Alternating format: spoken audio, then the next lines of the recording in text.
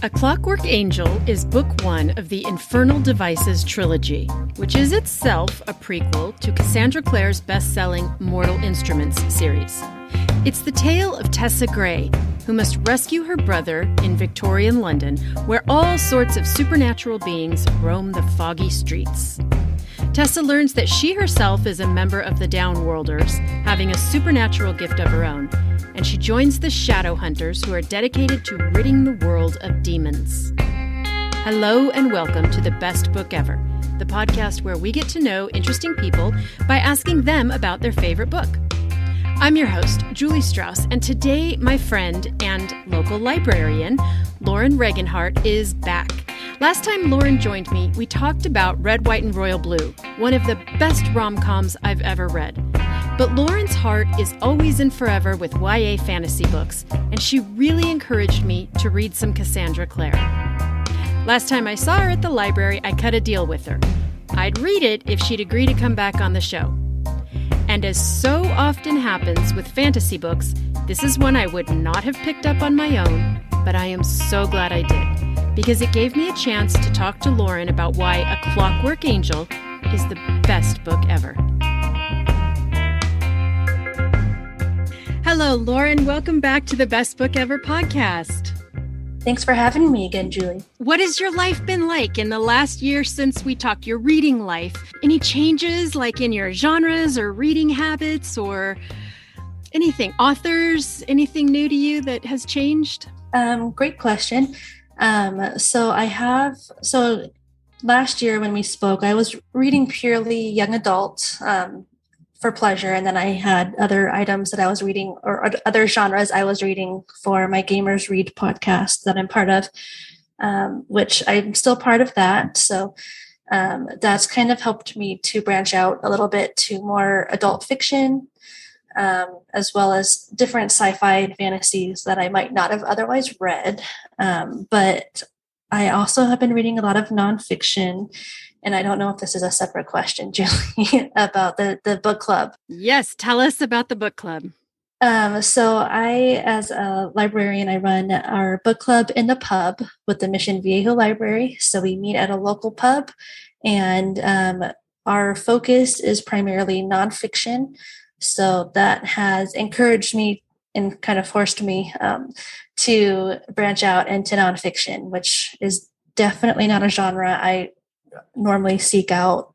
And I don't normally, I don't want to say I don't enjoy it, because that would not be true, but it's not something I would have thought I would have enjoyed. So I'm definitely branching out into more nonfiction and trying to discover, even within the nonfiction genre, the different categories and areas of nonfiction. It's not just one subject. There's so much within nonfiction, true crime and scary stories and memoirs. There's one that we're going to be reading later on this year about Little Women and how the classic Little Women novel is still relevant today. I'm really looking forward to that one. I am too. The nonfiction book club, was that something that you started because you wanted to broaden your reading, or was there a desire from the community for that book club to exist? How did that come about? So that came about, I was doing this, I was in a new role, a temporary acting role, working with adults. Normally I'm a children's librarian. And my goal ultimately was to bring in new adults. I don't know if that's considered a still relevant word, but we have a lot of families that come in, and we have a lot of seniors that come in. That's just our demographics usually within the library. And I was hoping to attract, the millennials, the working parents who just wanted to go out and talk about a book and have a drink. And so that's kind of what started it. And, as a librarian, we really appreciate rhyming words and catchy cliche tone or titles. So book club in the pub just really had a nice ring to it. And so our goal was to go out into the community and show that the library is, that we're still here, we're still participating in community, and we're still, that we do fun things. And who doesn't love to talk about books and have some drinks and good food? Those are my favorite things. Yeah, right. It's provided some really great opportunities to meet new people and get to know people that I already knew.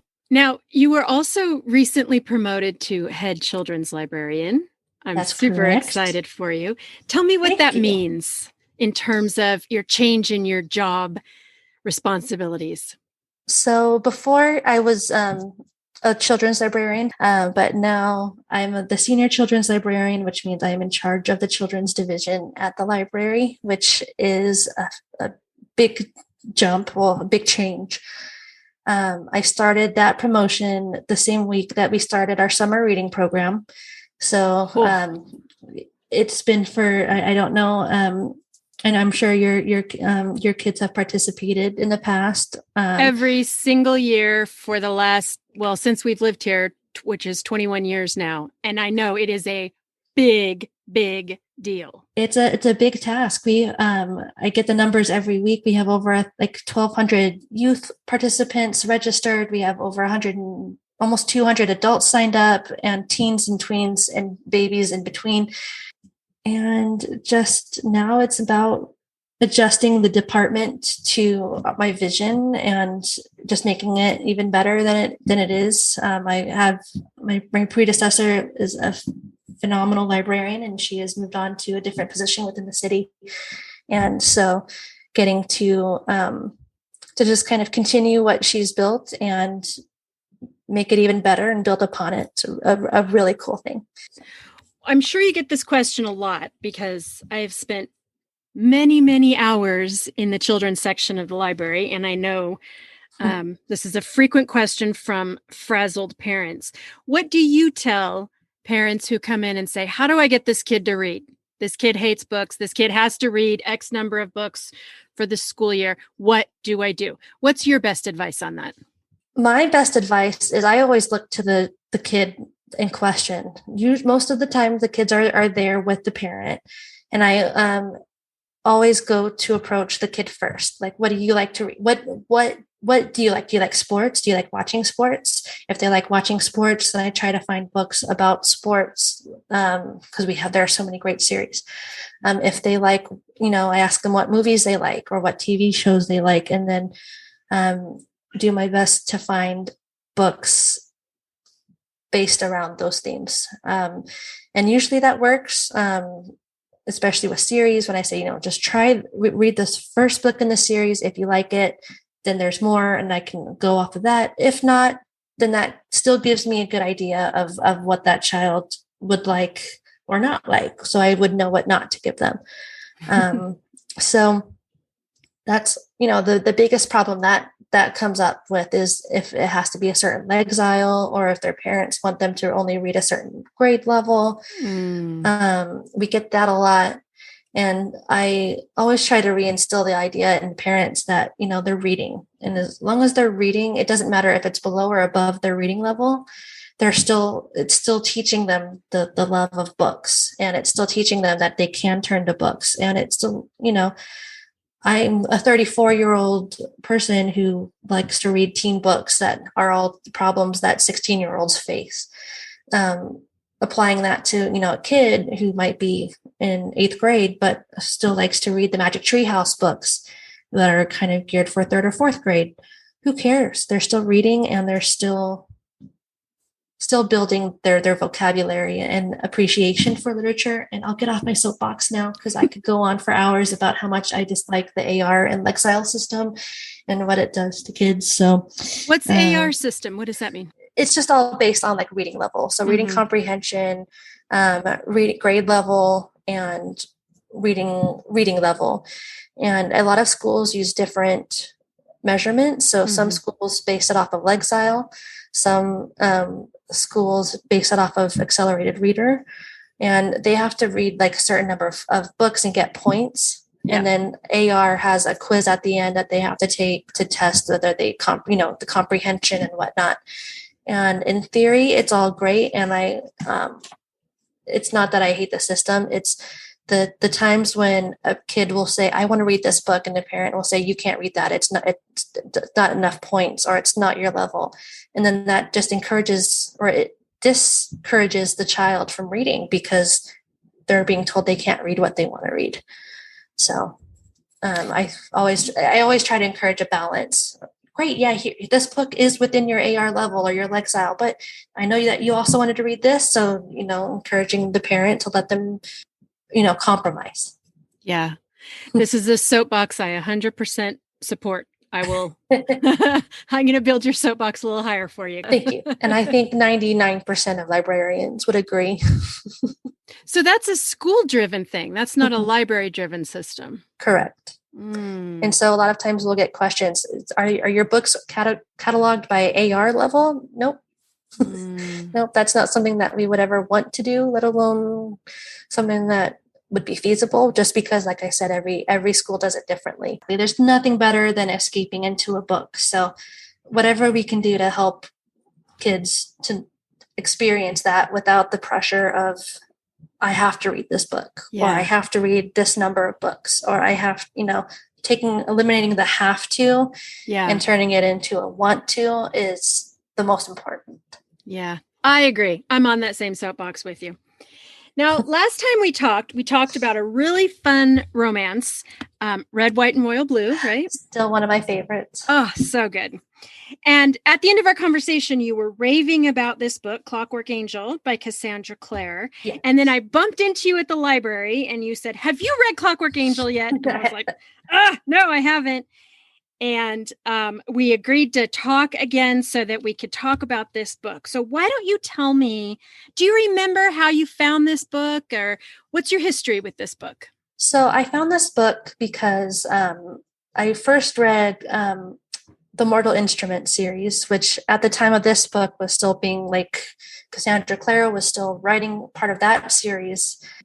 So this was a prequel series to the Immortal Instruments, which you might know. There's TV shows. There's the Shadowhunters show about it. And so this is actually the prequel to that series.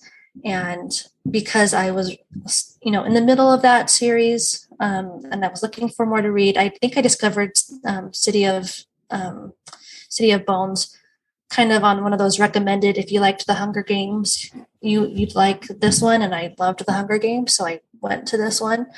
So City of Bones is the first in the Mortal Instruments series? Okay. Yes, and that's where this whole world universe started. Was with the Mortal Instruments. Okay. I'm pretty sure that was the first one. So then this series, the Infernal Devices, which Clockwork Angel is the first in that trilogy. Okay. That's the prequel.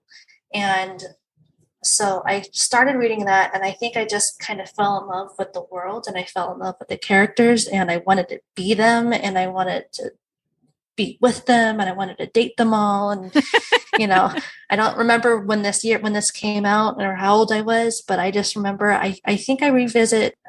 So it's kind of one of those long lasting series that just when I'm facing stress or my depression comes out, I always, revisit. This is one of those series that I go back to. It's either this or Red, White, and Royal Blue. So is it because the familiarity is comforting, or is there something in this book that is a path out of depression for you?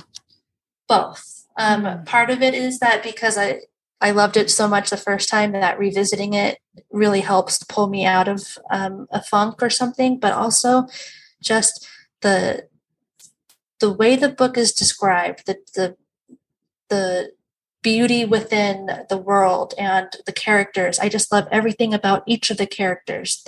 Every character has something in them that I would like to reflect myself, or something that I admire within them.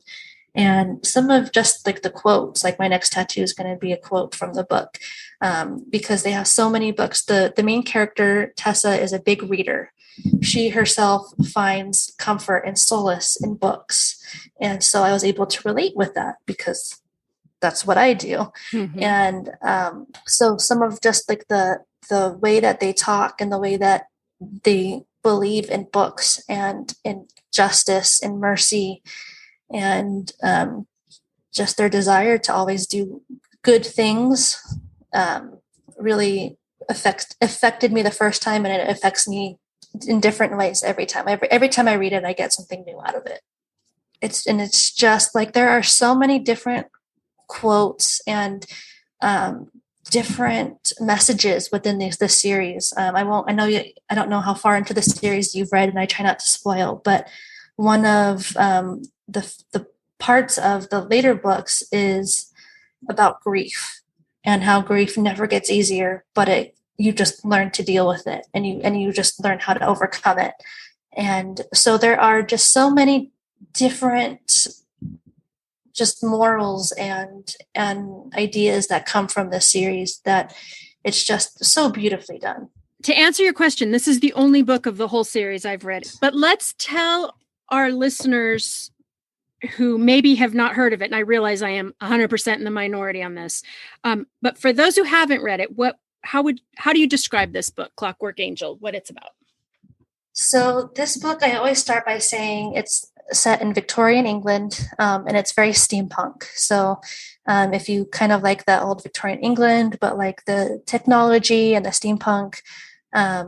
So this book is about shadow hunters. They are demon hunters, and it goes kind of into the City of Bones, the Mortal Instrument series goes more into the creation of shadow hunters. But this series is the prequel, like I mentioned earlier.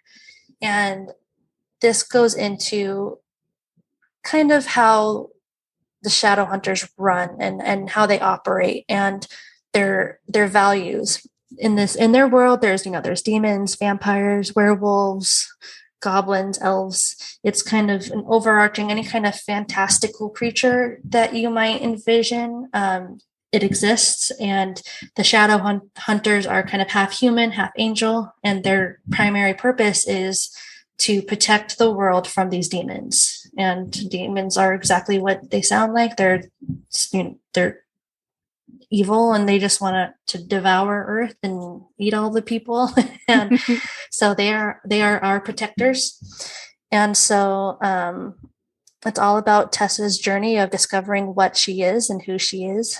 She thought she was just your average human girl, and then discovered that she is a change. Well, she can change her appearance into any other person just by feeling like she has a button, and she can turn into the little girl who had the dress that was part of that button. And so it was a journey of self-discovery for her to figure out her identity. And if, she always has these mindset of, if I can change into anybody, then does that mean that I'm myself not a real person? What is like the real me?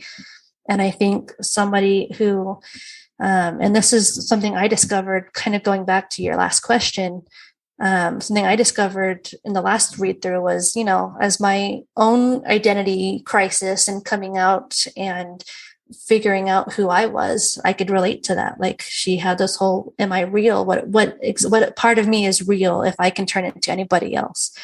And I can definitely relate with her self-discovery journey, even at an older age. It's funny you say that, because one of my questions that I have written down for you here is, why do you think young people love the fantasy genre so much? And I think you nailed it, particularly for this book, because that whole thing of it spooked me at first when she first realized that she could turn into someone else. But I mean, that's what being a young person is, right? Is trying on these different personas and going, oh, I guess I'm not a goth. Oh, I guess I'm not a jock. Oh, I guess I'm not a party girl. It's your youth is, and I guess a lot of your life really is figuring out what you're not. Yes. And so you can find out what you are. And this book is really that manifested in physical form, where she literally turns into other people. And then she gets used by these two witches who are forcing her to change. Scary. Oh, and they get even worse in later on in the series. So I hope you continue to read them. I'm sorry, I totally got sidetracked with that little spiel, but to go back to kind of the synopsis, the Magister is this guy who's creating these clockwork creatures, and they're the little robots who start to look like real people, who are really just set out to destroy. And I think that also kind of adds to her identity crisis, going back again, that, is she any different than these robot clockwork creatures who were created? If you like the fantasy side of things, steampunk and Victorian England, and two very handsome shadow hunter boys, as well as a very handsome warlock, I mean, you get kind of a bit of everything. There's LGBT representation in the warlocks, there's diversity, you just kind of fall in love with each character. Mm-hmm. And it's just magical. That's my take on it. I don't know if you have the same thought. I felt the same way about the characters. And the other thing that I really, really loved is I felt like London, this sort of steampunk Victorian London, is very much a character. And it was so atmospheric and dark, and yes, I loved the place setting of this. Yeah, there's just it doesn't matter what the character is, if they're good or bad. It doesn't matter if it's a setting or what. There's just something that entices you and brings you in and just makes you fall in love with every single part of this book. Who do you recommend this to, both in your personal life and at the library? I pretty much choose any reluctant reader, especially those that are like teenagers or even older, because I do get some adults that just say, I just want something. I don't want to read about adult problems. YA is fine. And I'll always approach this in the sense that, it's a good fantasy, but even without that aspect of things, it's a good romance. And there's just such beautiful, it's just very well written. And I always try to tie it into and if you like this series, then there's the Mortal Instruments, which has the movie and the TV show. So and then she also has several other offshoot series about featuring the Shadowhunter world. There's one that's set in Los Angeles, which is good. I haven't finished that one yet. There's kind of an in-between that takes place with the children of some of the characters in this series that I'm not going to name because that's a big spoiler. Okay. But so there's just so many different worlds that I feel if they enjoyed this series, it'll keep them reading for a long time. And that's what I look for, is if in a new series, if I like it, am I going to be able to live in this world for a certain amount of time? Can I continue reading on and just hide from reality into this world? And I was able to find that in this world, even just by rereading the same 3 books. Like I said, I find new things every time I read it. Now, is this actually your favorite of the series, or is this just the one that you started me with because you want to introduce me to the series? I wanted to introduce you to the series. And I just in these 3 prequel books alone, all 3 of them are my favorite. So wow. The Mortal Instruments series, I think there's 7 of them now. And if you think this was a tome, the other ones are like twice the size. So I recommend reading those ones, but there's also a lot because there's so many of them and they're so big. There's a lot of tiny details and a lot of things that continue on. And actually, some of the characters in this prequel series do show up in the other series. Oh, cool. So that's another reason why I always suggest starting with this series, because then when they show up, you have that background knowledge of, oh, I remember that person from Clockwork Prince. Yeah. Or I remember how that person got to this place. So it's kind of one of those series, overarching universes where it all builds off of kind of this trilogy in my perspective. I don't know if that's like the intent of the author, but if you read this trilogy, then it's going to be a great starting point for all the rest. I really feel like it's a great, it's the obvious choice for if you like Harry Potter, this is a great place to go next, because it was a fun read, but on every page I kept thinking, oh, there's something bigger going on here. We're going to get into bigger adult themes, Yes. which is what we all love so much about Harry Potter, is that we, through this childhood experience, we dealt with really big things. Yes. And this one, it starts with older young adults, but I like that anticipation of bigger things are going to keep happening. And that's a great way to look forward to the next part of the series. Yes. There's a lot of, like I said, that there's talk about grief and death. There's talk about love and losing love, and guilt and responsibility. But infused in all that is a sense of humor. I hope I can say this, and you can edit this out, Julie, if you need to. Okay. It addresses a love triangle, which I think you can kind of feel happening in the first book. So that's why I think it's okay to say it addresses this love triangle in a way that even people who avoid love, books that feature them or hate them or just ridicule them, I think it does it in a way that satisfies everybody. And to me, that also means a lot, because, it you wouldn't imagine love and romance being a long-lasting thing when you're a 17-year-old girl or boy, and that's kind of the age of the characters. They're 17 and kind of think, and they're teenagers, they're young. They're just being, hormonal or dramatic, but it's just really, really well done in a mature and meaningful way. And trauma informed. I thought a lot about how deeply the author has thought about what it means for these kids to have this very traumatic background, which so many books start with orphan children.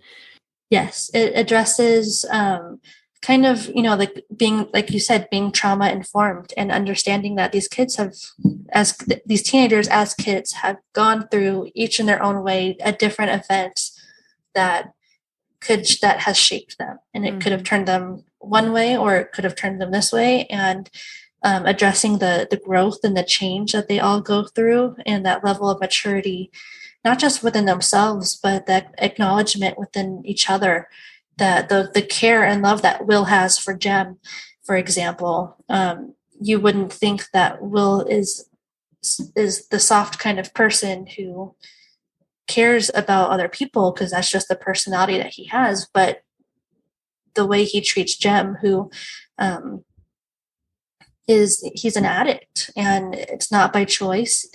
Jem was attacked as a kid. His parents were killed from this demon, and one of the torture that this demon put him through was to inject him slowly with his poison. And so now, in order to survive, Jem has to take this drug, this poison, otherwise he's going to die. And so the gentle approach that the author takes to addiction and to coping skills and coping mechanisms is just done in a way where it's not the primary point of the book, which is often a problematic theme when you have a book about addiction or a book about trauma that becomes the sole focus. Whereas this it's just his life. It's just part of his everyday. It's just part of his character. And then they move on, and it's approached in a very gentle way. Yeah. And the way his chosen family rallies around him and protects him and wards off anyone who's cruel and or physically harmful to him. I loved that. I thought it was so wonderful. Yeah. And they all do that without taking away his independence and his own free will to make his choices. And that's a theme within the whole series is, he might be sick, he might be dying. They give him that autonomy and that free will to continue fighting demons, and they don't take that from him. That, I think, is just a good, respectful homage to just that kind of level of trust and love that they have for him. It would be a really fun book. When I said like it's a big tome that, kids who are maybe struggling readers, young people who dislike reading, this would be the book, right? Because it's a big fat accomplishment, fun enough to keep them going. It's exciting and dramatic enough. Yes. That the parents would want to get involved too. Yep. And it's done. And there's a little bit of like foul language, but not anything more than they might hear at school. And there's not a lot of like mature themes that might be problematic for some parents. So it's just one of those perfect, well-rounded series. It's one of those series that does not fall to the second book syndrome, where it's just, okay, it's a trilogy. The second book is just a filler. Yeah. There's none of that. So good. My idea, my point in that is that if kids really love this series or the first book and they want to keep reading, then they can keep reading, and it's not going to deter them from continuing, because there's just more and more and more. It gets better and better and better. Okay. So. All right. So you got me hooked on these, I guess, is what we're saying. God. Lauren. One of us. Oh, wait till I tell you about the Raven Boys. What's the Raven Boys? Oh God, here we go. What's that? That's gonna be your next series that you're gonna to read and be obsessed with. Okay, when you come that's back, that's a whole new podcast. Okay, you'll start me on that next time you come on the show. How about that? Tell me what you're reading right now. I actually just finished reading through the Raven cycle, the Raven Boys, Maggie Stiefvater, and she has. That's actually it's a quadrilogy. Is that the word? It's a series of 4 books. And, okay. She came out with 2 new books to continue that series in a different, like a continuation of that series, but not part of that series, if that makes sense. So I haven't started reading those ones yet, so I'm going to start those soon. I am currently reading Atomic Habits, which is our next book for our next book club in the pub, which is actually kind of hitting a little close to home, because I have a lot of self-work to do. We're going to be moving soon, so I have to go through my stuff, which is just a reminder of habits that I have and habits that I need to change. So it's one of those nonfiction reads where it's beneficial and it's great, but also I feel a little called out while I'm reading it. And so and I'm actually listening to it through audiobook, which kind of takes that edge off a little bit, because it just kind of like, I'm just listening to a podcast or I'm just watching TV. I can kind of take myself out of it a little bit more when I'm listening to it. So I'm reading that. And then I'm really excited. My next book for my Gamers Read podcast is They Once Were Dragons, which is a fiction about women who 500 years ago, there was a mass dragoning where all the women turned into dragons and destroyed, were just bringers of mass like destruction. And I chose that book right after some current events that kind of over the last month have been taking place, which I'm the idea of women turning into dragons and breathing fire over the world was kind of appealing. So is it an instruction manual? Like, I'm going to go get it. Yeah. Step 1, turn into a dragon. Will you tell my listeners where they can find you? Currently, I'm at home. Yeah, not like your home address. You can find me. I am on Instagram. I think my username is just at Lauren Page, Page. My middle name is Page, which is just perfect because I'm a librarian. And my first job was as a page shelving books. So it just kind of comes full circle. I also am on Twitter. And I am also, you can find my podcast on Gamers Read. You can find us on any streaming service. And we're just Gamers Read, just a couple of people who play video games and talk about books. Wonderful. Well, I want to thank you for joining me today. And I want to thank you for doing such a beautiful job at the best library in the whole entire world. Not that I'm biased. This is scientific fact. Everybody knows it. It's always a delight talking to you, and I hope you'll come back anytime. Thank you for having me. And I'll see you probably at the library this afternoon and at book club next week. All right, I'm excited. Thank you for joining me today on the Best Book Ever podcast. Links to everything we discussed are in the show notes or at my website, bestbookeverpodcast.com. You can find me on Instagram at bestbookeverpodcast. If you have a book you want to tell me about, click on the Be a Guest button on my website or Instagram bio so we can chat. If you enjoyed today's episode, please share it with someone you love and rate it on your favorite podcast app. And don't forget to hit the follow or subscribe button. Thanks for joining me today. I will see you at the library. What's your next tattoo going to be? One must always be careful of books and what is inside them, for words have the power to change us.